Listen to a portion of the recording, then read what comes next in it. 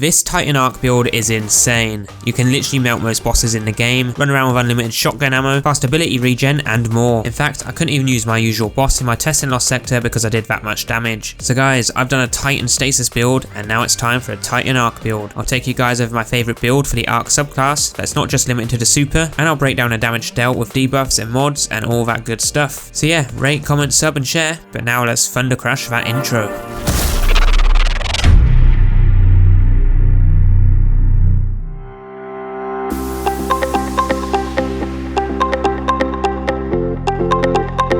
Just so you're all aware, that was my usual intro I use in every video, but thought it was funny to point out as it's related to this build. Now firstly, before we jump into the Last Wish raid to test our damage, let's take a look at what the build is and what we're trying to achieve. So this is what I call the Titan Arc build, specifically for the Arc subclass. Now you can use any Arc subclass, but I'd recommend using the Thundercrash and the new exotic that comes with it this season, as it's just insanely OP. Now excuse my terrible pronouncing, but if you want to be able to get the Cuirass of the Fallen Star exotic chest piece for the Titan, then all you need to do is farm out the legend or master lost sectors when the chest piece exotic is on rotation. So check back daily to find out and farm the lost sector if you want this exotic piece. But the weapon types you want to primarily use are SMGs and shotguns, and you'll see why shortly. But if you have the demolitionist perk on your shotgun, that's a big bonus god rule there, because you're going to be using your shotgun as your main weapon for killing ads. And if you have that perk, you'll get energy for your grenade on every kill with the shotgun. So yeah, unlimited grenades means unlimited wells, which means unlimited melee abilities, which then means faster super regen. But hold on, I'm not done yet, which means more DPS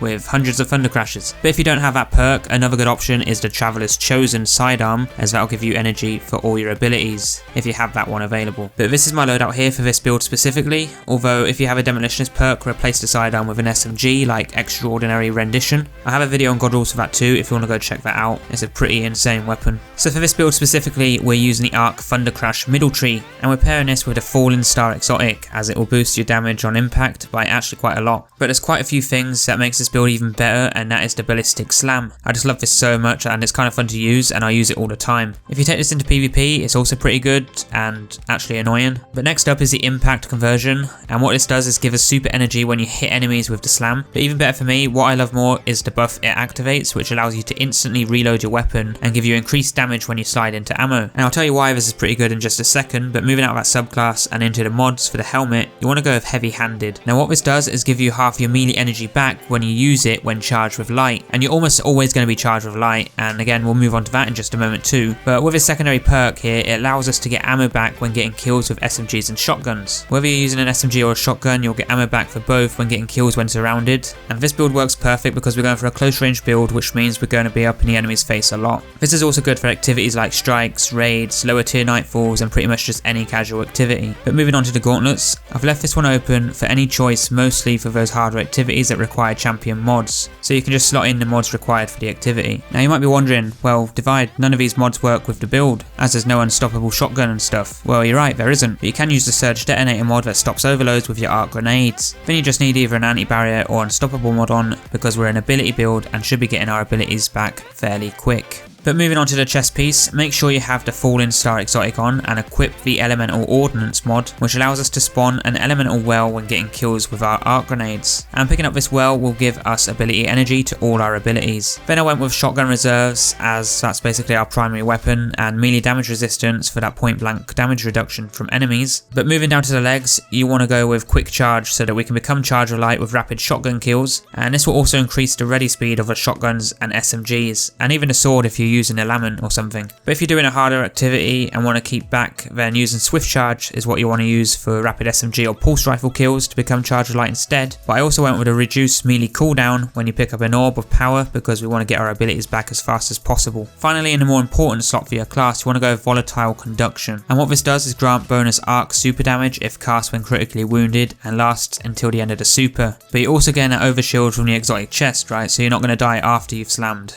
if the boss for some reason didn't die. Ideally, the way you want to use this is deal DPS with a sword or shotgun until you're almost dead, then cast your Thundercrash and hit the boss with it, and then go back to your normal DPS, which will be the shotgun or sword that you was using initially, and you'll have that overshield. It doesn't really matter what you use for DPS as long as you cast your super when you're damaged in that critical state, because that's what's going to be the game changer. But finally, for the next mod you want to use is the Surge Detonator mod, so you can stop overload champions, and if you use this, then you want to also use the Elemental Light mod, which allows you to spawn a well Volatile when defeating an enemy with your super, which you'll either kill a boss or adds nearby, and that will refill your ability energy. But the other good option is to use a focusing lens, which is what you preferably want to use, and have someone deal stasis damage to a boss. But you could use the Salvation's Grip exotic grenade launcher and deal the damage yourself. There are quite a few ways to use this build, but now I'm going to jump over to the Last Wish raid and we're going to do some testing. So here in the raid's first encounter, we're testing our damage. Starting with the normal Thundercrash with no mods or exotic, we hit a base of 89,713. But if we include the exotic armor, then try again, we hit 181,926, which is a huge increase of over double the initial damage. Next up though, I'm doing a test with a tractor cannon. Now with some of these tests, the damage number isn't going to be super accurate, but I'll base this on the wipe screen, which will include a little extra damage from triggering the debuffs. So with the tractor cannon included, we then hit 248,310, but changing this up and now using the focusing lens, we hit 266,617 using the Salvation's Grip exotic to trigger the stasis effect. I then tried to add everything, in which it didn't really go to plan, but I'll share that here anyway. So I wanted to see how much damage I could do with the Thundercrash, the exotic, the Volatile Conduction, a Weapons of Light Bubble, a Divinity, and a Sundering Glare all activated at the same time. And that damage came to 281,524. But I don't believe everything was properly activated, and if it was, it would have probably been around 400,000 if I had to guess. Now comparing this to a Hunter with Celestial Nighthawk, Sundering Glare and Focusing Lens, I managed to hit 328,975 as a crit. However, you also have to take in mind that Kali has double crit damage, so technically the Hunter only hit around 164,487, which is a lot less than the Thundercrash considering we're not actually hitting pure crits. So overall with this build, I absolutely love it. To make the most out of this build, you really want to aim for max discipline and strength for those instant abilities, as regen is insane when it's maxed out, and if you have all those constant melee slams, then you're going to get your super insanely fast. I still choose and prefer my stasis build. If you want to see that video, I'll link that in the description so you can check that out, or view a card on screen. But now let's review what this build is actually giving us. So we're able to run around getting shotgun kills infinitely, getting our ammo back whilst becoming charged with light, allowing us to use our melee slam, which then gives us half the energy back, consuming only one charge of light. We then slide into some ammo to instantly reload our weapon, then throwing grenades to spawn elemental wells to refill our ability energy, to then get more melee slams to then get our super faster. Then once we've had enough, we allow the boss to think he's going to kill us before we then fire a stasis crystal at him, freezing him in place, activate our super and completely wipe him out. Oh, and not to mention we can have a laugh with our overshield afterwards. So that is my Titan Arc subclass build. I'm hoping to work on a solar and void build along with other interesting builds for the Titan that people wouldn't usually use. So if you Guardians found this one useful or liked it, then feel free to drop a rating, as it did take me quite some time to make, and sub for more and share with your friends, or comment what your favourite builds are or what you want to see. But for now, enjoy this build and I'll see you all in the next video.